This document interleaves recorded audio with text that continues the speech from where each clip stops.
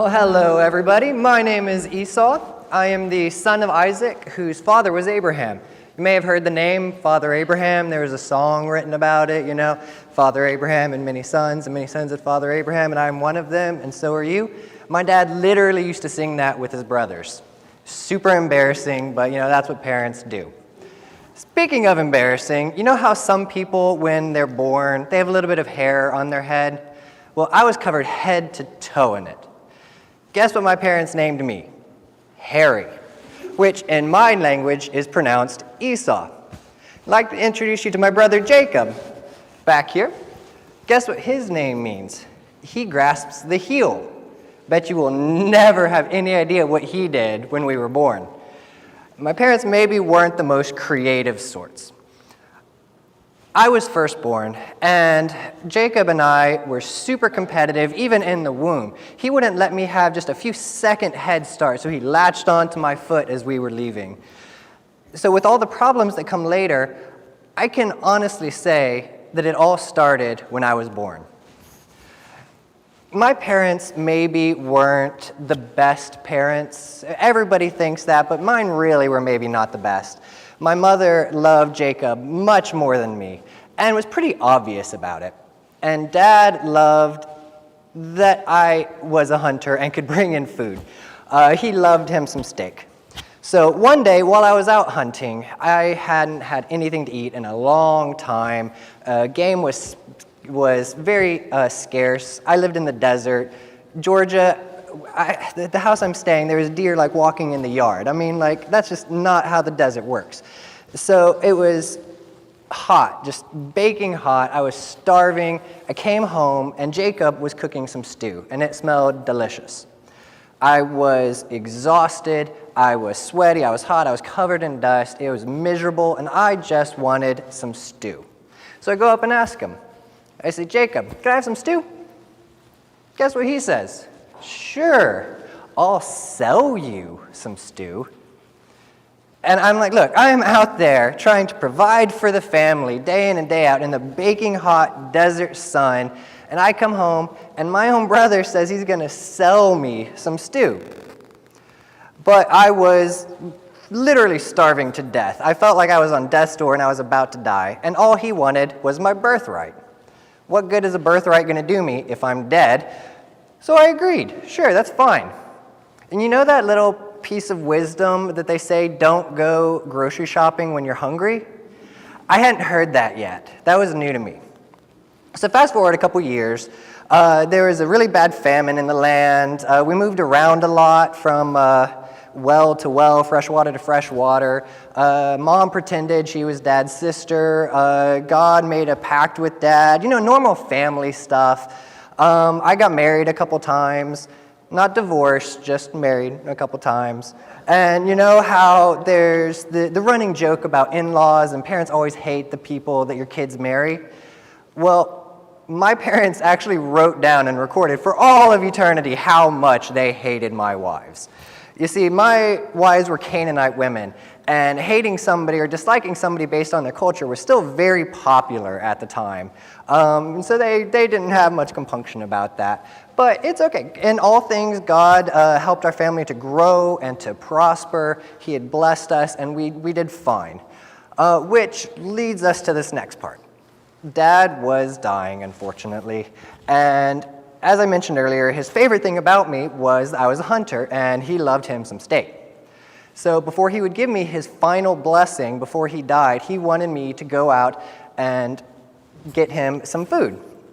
So I brought my trusty bow, and I suited up, and I went out and was hunting. And while I was gone, Jacob over here decided that he was going to steal my blessing. My own brother schemed to steal my final blessing from Dad, and he used my own clothes to do it. This is my favorite robe, and I had this on with me when I went out, but I had left some other home. We were a pretty well-off family. I had 2 or 3 other outfits, and he took one of them, and he went to Dad, and Dad was blind, and so Jacob tricked his other senses and convincing Dad that he was me, and it worked. He stole my blessing. Jacob means he grabs the heel, but it also means he deceives. And it is so true. So I get home from hunting, and I find out what had happened. And I'm just sitting in the tent with Dad, just bawling my eyes out, crying. And Dad is furious because he figures it out too. And I'm begging him, please give me another blessing. You can't have just one in there. And so he does, he blesses me, but it's basically, you're going to serve your brother, and you're going to live away from the richness of the land. So not only did my brother scam me out of my birthright, but then he steals my blessing and my future, and possibly even the future of my family. So to say that I was angry was an understatement, and I decided I was going to do some scheming of my own. I was going to kill my brother.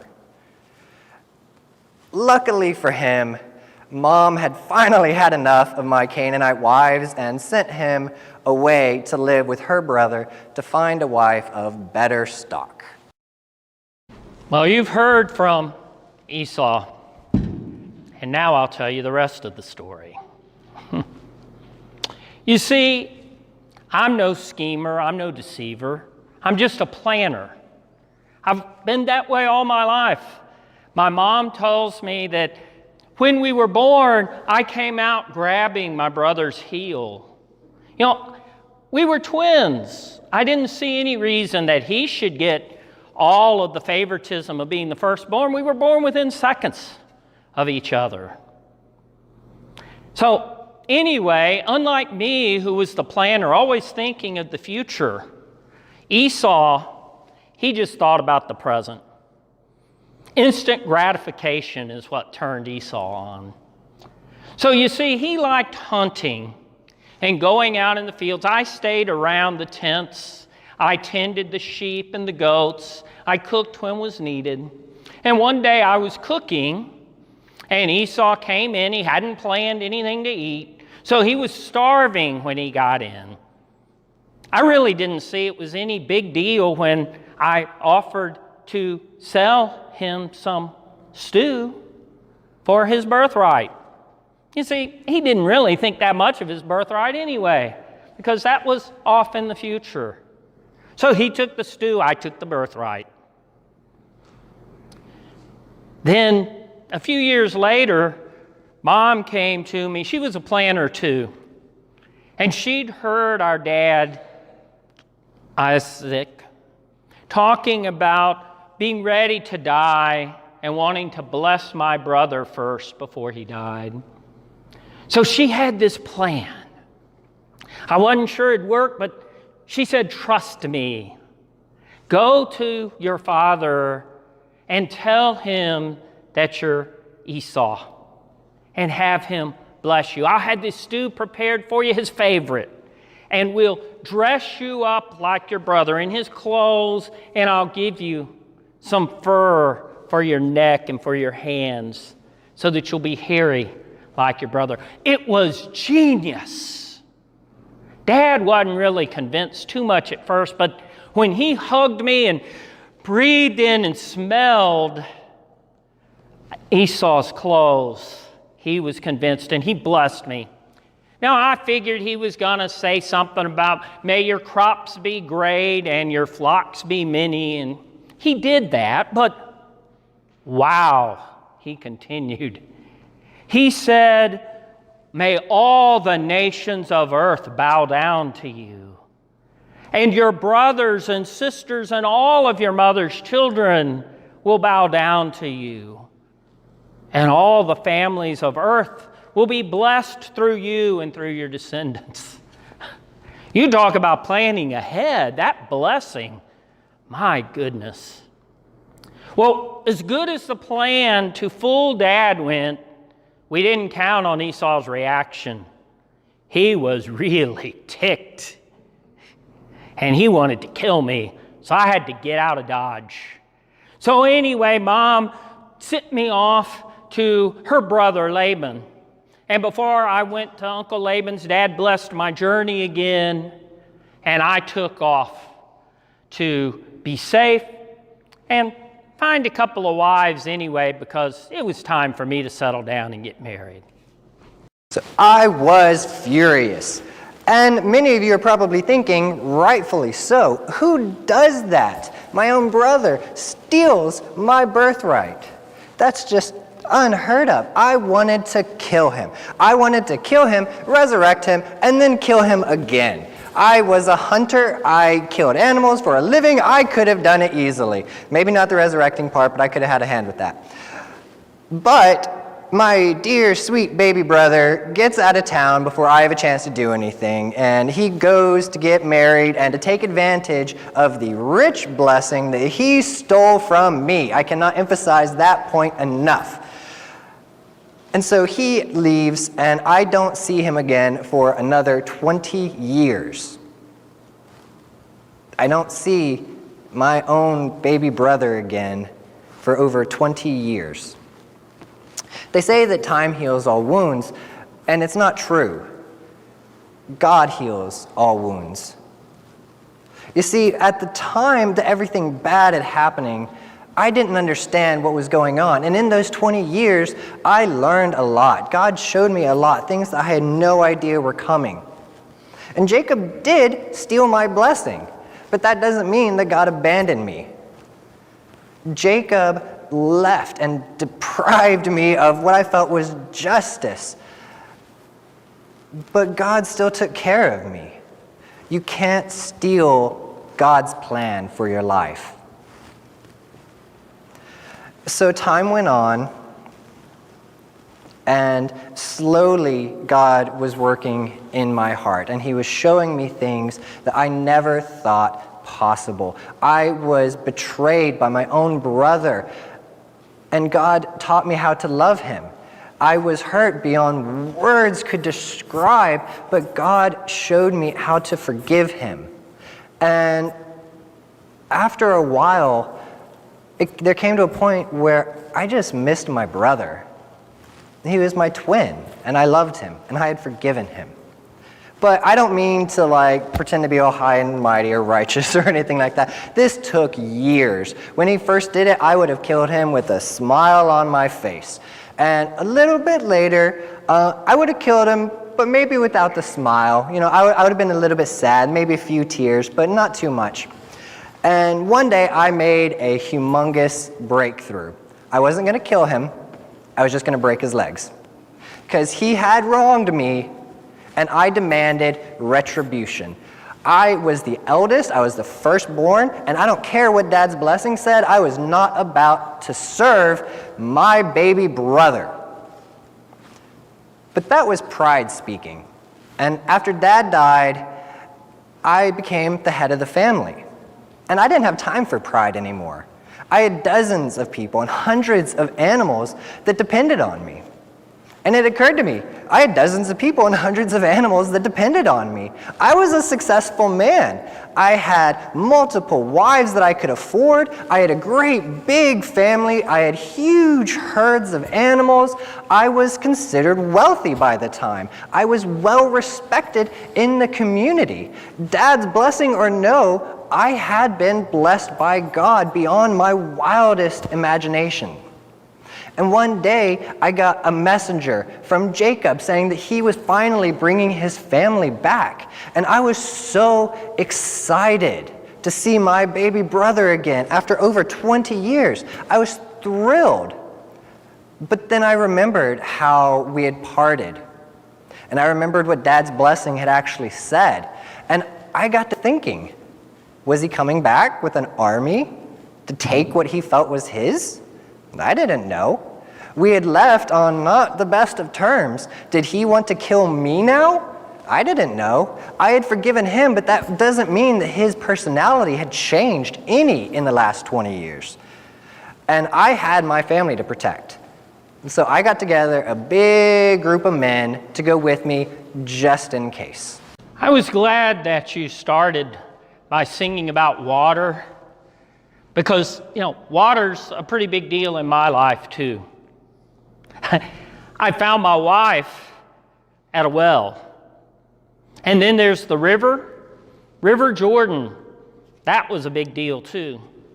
When I headed off to meet Uncle Laban, and I crossed the River Jordan, I had the robe on my back.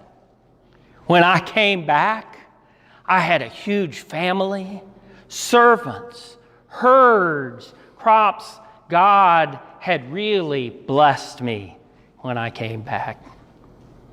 But I'm getting ahead of myself.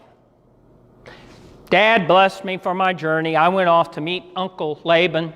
I headed north to Haram, where he lived. And I'd gotten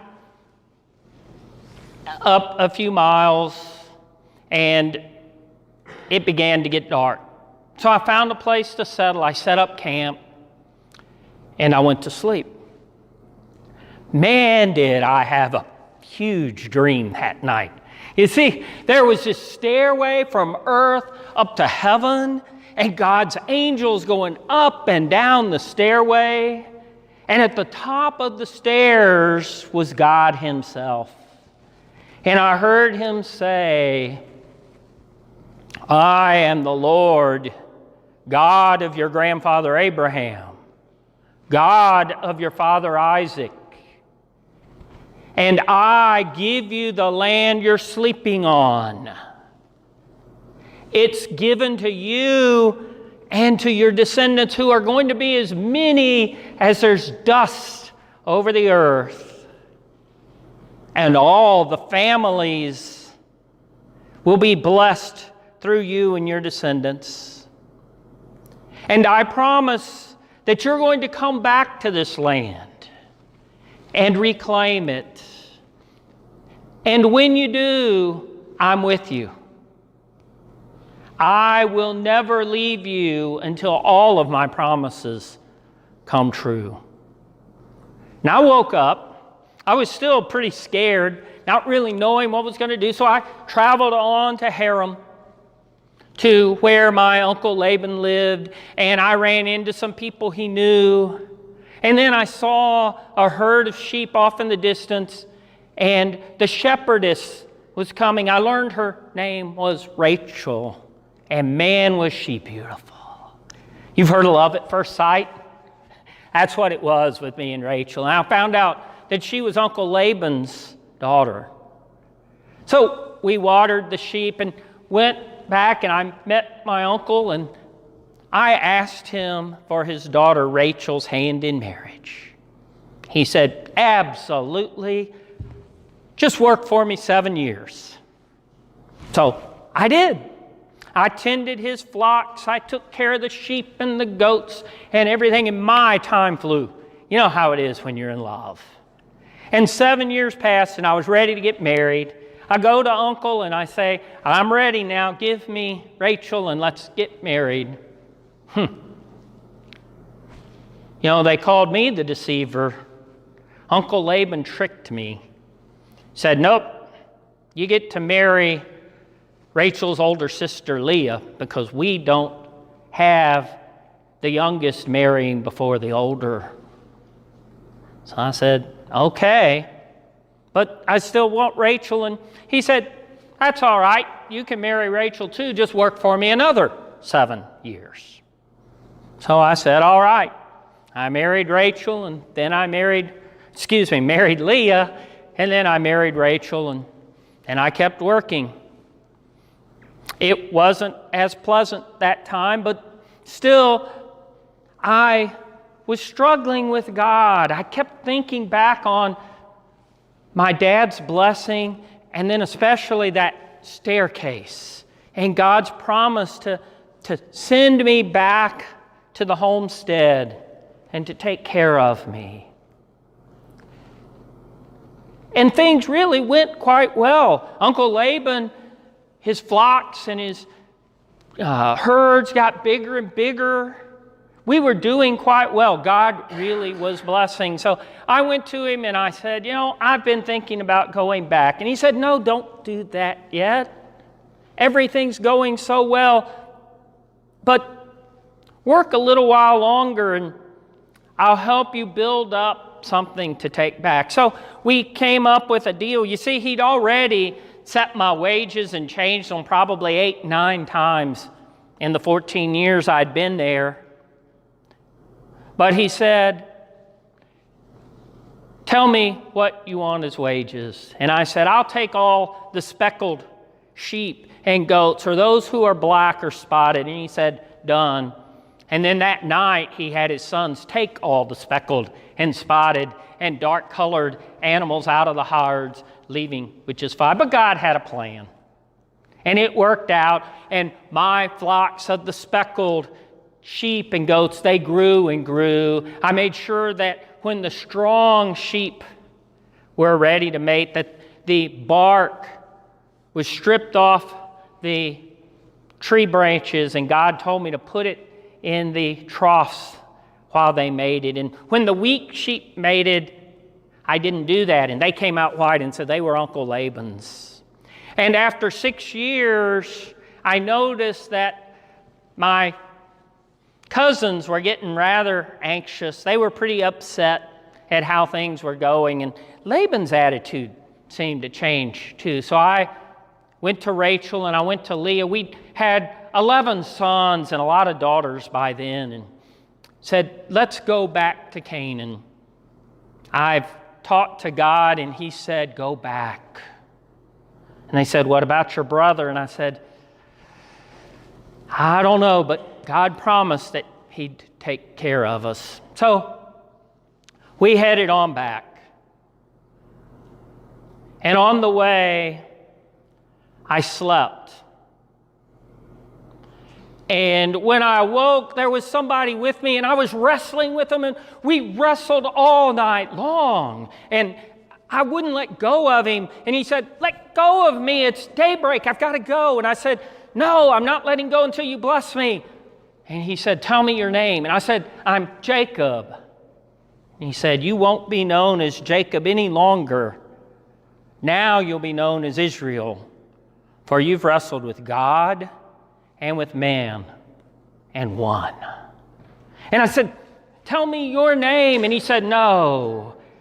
I said, but bless me, because, I was still thinking I needed God's blessing if I'm going to go meet Esau. So he blessed me and was left, kind of grabbed my hip, leaving me with a limp before he went. But he had blessed me. And so I was still a little worried, but I kept thinking back on God's promise and on wrestling with the stranger. There's Esau and those 400 men. Oh, Lord, please keep your promises. But maybe just to make sure, I'll split everybody up. Come on over here, Bilhah and Zilpah. Y'all and the kids go over ahead of everybody. And Leah, you and the kids, you go behind them, and then Rachel and Joseph, y'all stay to the rear. We'll split up, and that way, if we get attacked, the other groups can go away while one fights them off. Got to get going. Here goes nothing. No, my brother, get up, get up. Oh, it's so good to see you. Oh, it's so good to see you. Who are all these people? Oh, my Lord, this is my family that God has blessed me with. Bilhah and Zilpah, come on over. Meet your uncle. And Leah, those are Leah and her kids. And then, come on up, Rachel and Joseph, the apple of my eye. He's my favorite, but don't tell anybody. That could be trouble if it ever got out. What must that be like?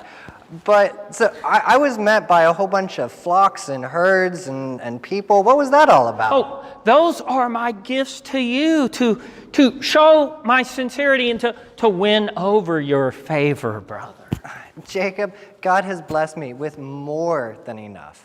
Keep your stuff for you. Oh, it's so wonderful hearing you say that, but God's blessed me. I have more than I need. You take them, please. I have forgiven you for everything that happened. But if you insist, thank you very much. All right, time to get going. You ready? Well, You know, I just want you to know I'm so thankful that you've forgiven me.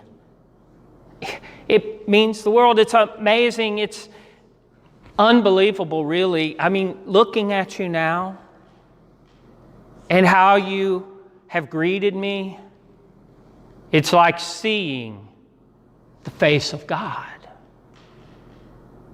Well,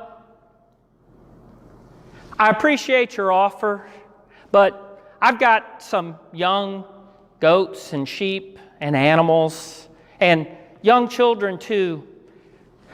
If we drive them too hard, it could kill the animals. So you go on ahead. We'll follow along behind you. Okay, but can I at least leave a few men with you to lead you and to guide you and to protect you? No, that's all right. We'll find our way to Sarah. I'm just so thankful that you've forgiven me, and been great seeing you, brother. It has been wonderful, but as you wish. All right, guys, let's go.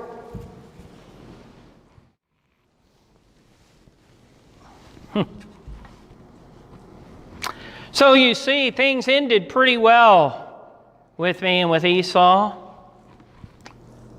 Unfortunately, the family drama continues, and our descendants didn't really learn the lessons about God's love and forgiveness the way that Esau had learned and I learned.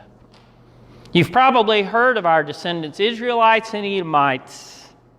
They didn't get along so well, but those are stories for another day. I must be going. I bid you farewell and hope to see you soon.